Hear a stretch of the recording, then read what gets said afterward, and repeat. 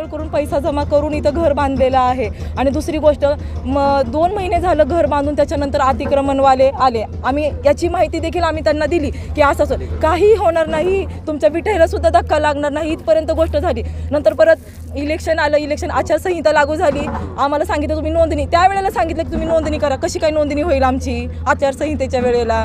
ते तिथं देखील हे झालं। नंतर म्हणले की एवढा पैसा जमा करा, आज रात्रीची 10 वाजताची वेळ आहे तुमची।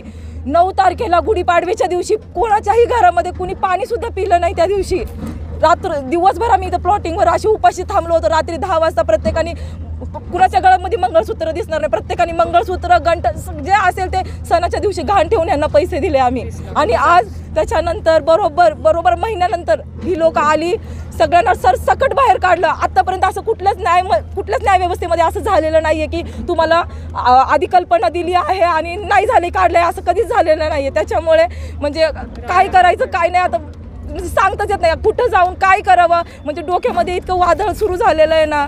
मुलगा माझा म्हणतोय मम्मी माझे मित्र येणार होते घरी सुट्ट्यांच्या दिवशी, आता तुम्ही बघा इतकं म्हणजे नाही सांगता येत, एवढं मन भरून आलेलं आहे आमचं।